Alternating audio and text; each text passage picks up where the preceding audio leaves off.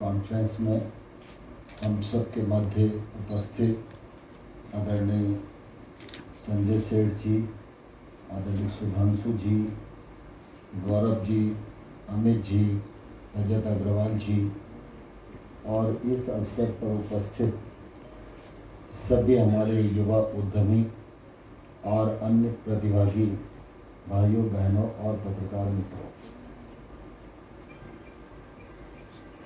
Plant waste food association द्वारा जो कार्यक्रम आयोजित है यह अपने आप में अभिनव है। वक्त की ज़रूरतों को पूरा करने वाला है, रोजगार के अवसर सृजित करने वाला है, कृषि क्षेत्र को भी बल देने वाला है। मैं एसोसिएशन के इस प्रयत्न की इस मौके पर सराहना करता हूं और अपने मंत्रालय की ओर से आप सब प्रतिभागियों का हृदय से बहुत बहुत स्वागत करता हूं, बहुत बहुत अभिनंदन करता हूं। हम सब वर्तमान और भविष्य की चुनौतियों से अवगत हैं, चर्चा भी करते हैं, चिंतन भी करते हैं, लेकिन जिस गति से उन चुनौतियों पर विजय प्राप्त करने के लिए काम करना चाहिए उसमें कहीं ना कहीं कोताही रहती है। और मैं समझता हूँ कि इस प्रकार की जो कमियां हैं, कमजोरियां हैं, गति का कम होना है, रुचि का कम रहना है, कमजोरियों को पहचान का संकट है, ऐसी परिस्थितियों में इस प्रकार की कॉन्फ्रेंस निश्चित रूप से समाधान के लिए बहुत ही उपयोगी होती है और सार्थक होती है। इसलिए एसोसिएशन के सभी संजय जी सहित पूरी टीम को हृदय से मैं धन्यवाद देना चाहता हूं कि उन्होंने ये प्रयत्न किया और इस प्रयत्न के निश्चित रूप से अच्छे परिणाम हम सब लोगों को देखने को मिलेंगे। आज हम जब विचार करते हैं तो ध्यान में आता है खाद्य सुरक्षा पर चिंता होनी चाहिए। और जब खाद्य सुरक्षा के बारे में हम सोचते हैं, उस पर काम करते हैं, तो उसके दो पहलू हैं। सुरक्षा भी हो लेकिन किसानों को भी उनके उत्पादन का वाजिब दाम मिले। उसके साथ उपभोक्ता को भी सभी आवश्यक वस्तुएं सस्ते दामों पर उपलब्ध हों। अब दोनों चीज़ों को देखते हैं तो कई बार संतुलन बनाना काफ़ी कठिन होता है। मैं जब उपभोक्ता हूँ तो मुझे लगता है सस्ता मिलना चाहिए, मैं जब किसान हूँ तो मुझे लगता है मेरा उत्पादन महंगा बेचना चाहिए। ऐसी स्थिति में सरकार की भूमिका दोनों पक्षों में संतुलन बनाने की रहती है। लेकिन हम सब ये जानते हैं और खाद्य सुरक्षा के प्रति सजग हैं और इसलिए खाद्य उत्पादन बढ़े, उत्पादकता बढ़े, नई रिसर्च हो और कम पानी में, कम भूमि में हम अच्छे उत्पादन ले सकें, जिससे कि निश्चित रूप से आगे फूड सिक्योरिटी में कोई दिक्कत ना आए। साथ ही साथ वर्तमान में हमको यह भी सोचते रहने की आवश्यकता है कि आज हम कृषि उत्पादों की दृष्टि से संपूर्ण दुनिया में बहुत ही अच्छी स्थिति में है।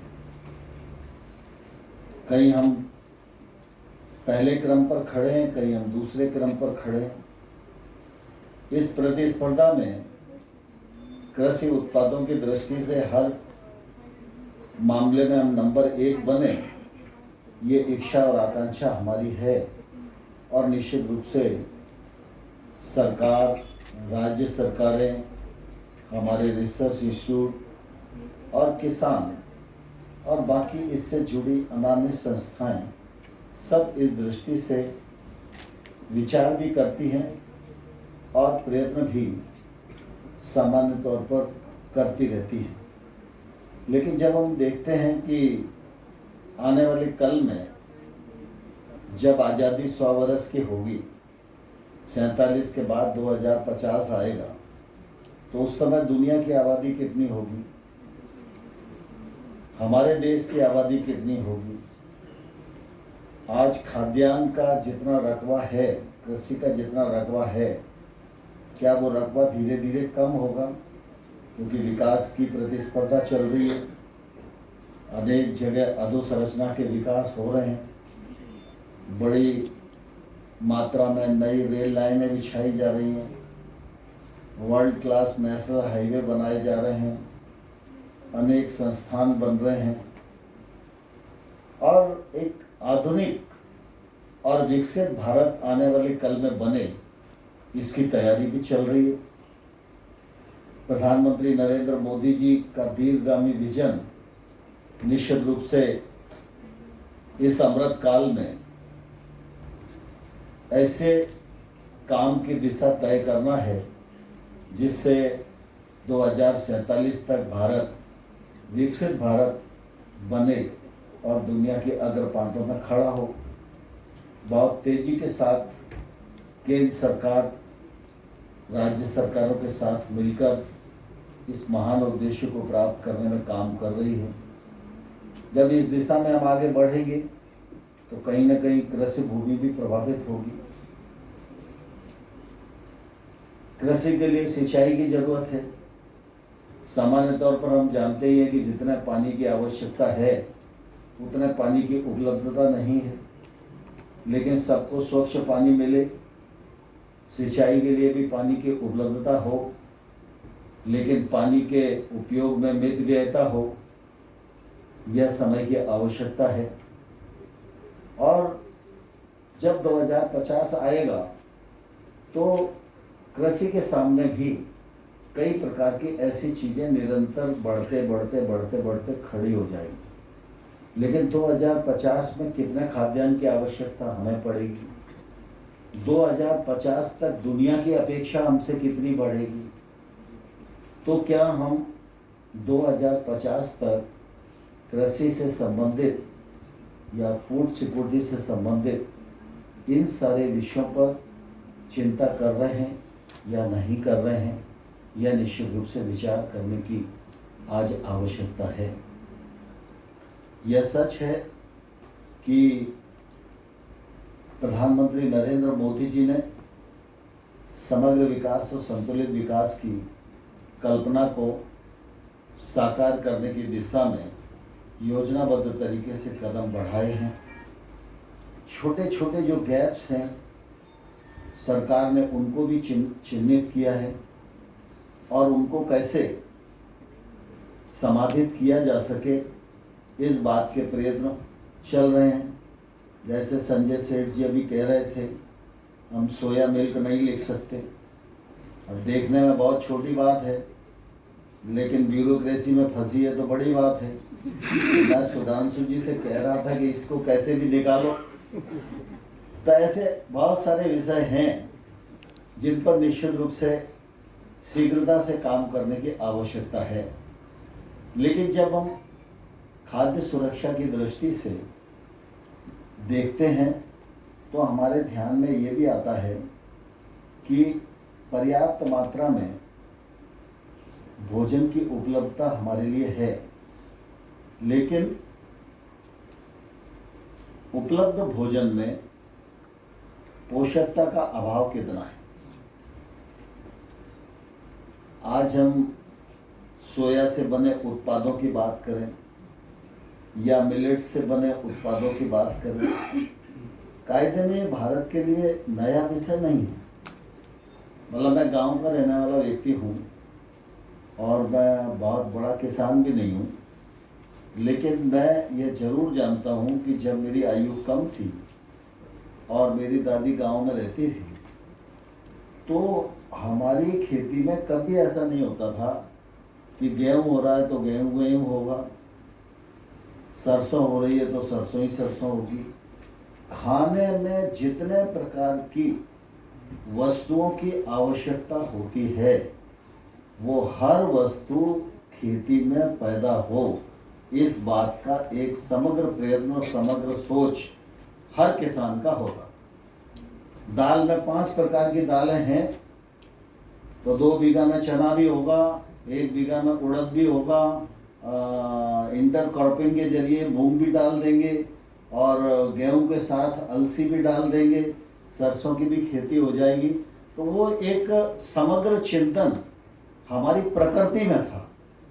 लेकिन धीरे धीरे हमारी स्वार्थपरता ने ही इन सब चीज़ों को एक तौर से किनारे करने की कोशिश की। अब स्थिति ये है कि हम सरसों का अच्छा दाम मिल सकता है तो सिर्फ सरसों ही सरसों पैदा करते हैं, गेहूँ पैदा करते हैं।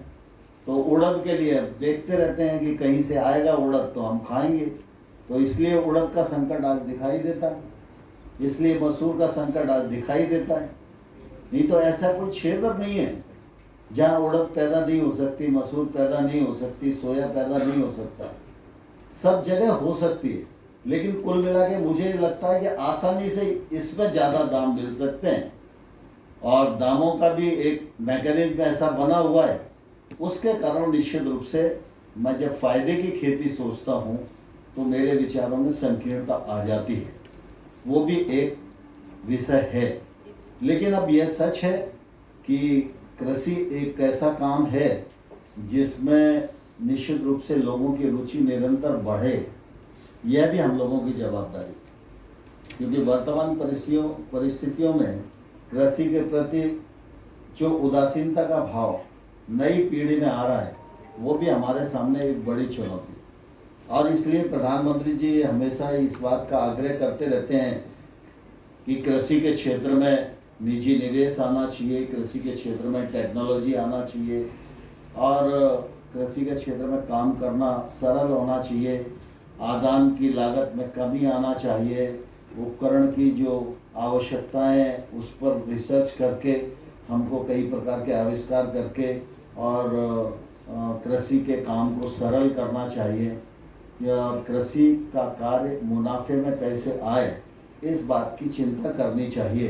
तभी तो आने वाली पीढ़ी कृषि की तरफ अग्रसर होगी। आज हम इंडस्ट्री के मित्र बैठे हुए हैं, या स्टार्टअप्स बैठे हुए हैं, एसोसिएशन के पदाधिकारी बैठे हुए हैं। हम सोया के कितने ही उत्पाद बना लें, लेकिन सोया उत्पादन करने के लिए तो खेत और किसान ही चाहिए।